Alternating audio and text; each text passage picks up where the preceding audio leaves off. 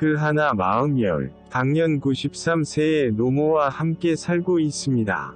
민성식, 종교와 평화 편집장. 저는 당년 93세의 노모와 함께 살고 있습니다. 연세가 연세인 만큼 뚜렷한 질병을 안고 계시지는 않아도 기억력이나 판단력도 점차 떨어져 갈 뿐만 아니라 기력 역시 떨어질 대로 떨어지셨습니다. 그러다 보니 혼자서 하실 수 있는 일이 거의 없습니다. 누군가 옆에서 거들지 않으면 안 되는 그런 상황인 것입니다. 그래도 건강을 위해 일주일에 3번 동네 한의원에 가십니다. 침을 맞고 물리치료를 받고 나면 뭔가 좋아진 것 같은 느낌이 드시는지 운동 삼아 산책 삼아 빠지지 않고 꼬박꼬박 가십니다. 양손에 모두 지팡이를 짚으시기 때문에 우산을 쓰실 수가 없어 비오는 날에만 어쩔 수 없이 건너뛰실 뿐입니다. 혼자서 가실 수가 없으니 당연히 제가 늘 동행합니다. 옆에서 넘어지시지는 않는지 살펴야 하고 또 계단을 오르내리실 때에는 아래 위를 지켜야 하기 때문입니다. 저희들로서는 그 연세에도 비록 양손에 지팡이를 짚으시고라도 걸어서 가실 수 있다는 사실, 그리고 힘겹기는 해도 난간을 짚고 스스로 계단을 오르내리실 수 있다는 사실이 기쁘기만 합니다. 그런데 이곳으로 이사를 온 이후 1년이 넘도록 어머니와 한의원을 오가다 보니 저는 우리 아파트는 물론 동네에서 유명인사가 됐습니다. 길을 가는 도중 아주머니들이 연세를 묻거나 말을 걸어오는 경우가 많은데 주로 당신들의 친정어머니에 대한 이야기입니다. 우리 엄마는 82에 가셨는데 라든지 우리 엄마는 겨우 75인데 걷지를 못한다 같은 이야기들 말이죠. 그러면서 꼭 덧붙이는 말들이 있습니다. 어머니가 이렇게 혼자 걸으시니 얼마나 좋아. 어머니는 행복하시겠네. 그리고 가끔은 아드님이 효자시네 라는 칭찬까지. 노모를 모시는 효자라는 말을 길거리에서 아주머니들에게만 듣는 것은 아닙니다.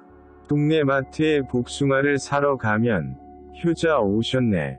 그 댁은 노모가 계시니까 딱딱하지 않은 것으로 가져가셔야지 라며 말랑말랑한 복숭아로 골라줍니다. 또 동네 반찬 가게에 가서 반찬을 고를 때면 그건 즐겨서 어머니가 못 드신다 고 충고를 해주기도 합니다.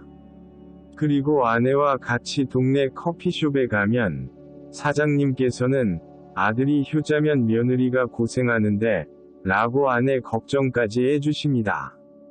하지만 솔직히 고백하자면 저는 결코 효자가 아닙니다. 어렸을 때에는 부모님 속을 어지간히도 썩인 불효자 중의 불효자라고 해야 맞습니다.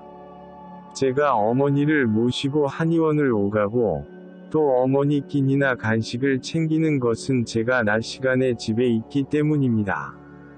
해야 할 일이니까 하는 것이지요. 환갑을 넘긴 지금에도 어머니 말씀을 안 듣기는 마찬가지입니다.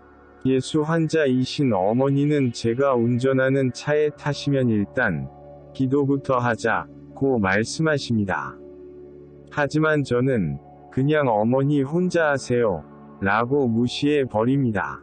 밥상에 앉을 때도 어머니는 식기도 안 하니?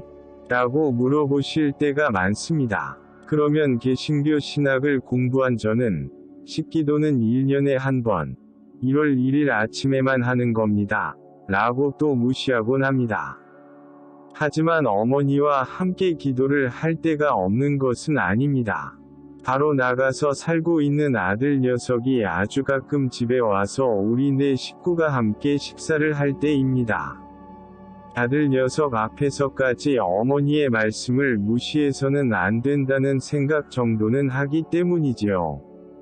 여기서 중요한 것은 아내와 아들은 예수쟁이가 아니라는 사실입니다. 시어머니가, 할머니가 하자고 하시니까 마지못해 신용만 하는 것이지요. 말하자면 기도가 아니라는 것입니다. 그런 신용으로 없던 신앙심이 생겨날 리가 없다는 것은 어머니도 알고 계실 것입니다. 최근 야당의 대선 주자 한 사람이 가족 외식 자리에서 국기에 대한 경례를 하고 애국가도 사절까지 부른다는 사실을 자랑하며 사진을 공개한 적이 있습니다. 가족 모두가 동의를 했는지는 모르겠지만 그것은 그 집안의 가풍일 테니 앞으로도 계속하든 안 하든 남이 참견할 일은 아니겠지요. 다만 그렇게 한다고 해서 그 가족 모두에게 애국심이 불같이 일어날 것인지는 의문입니다.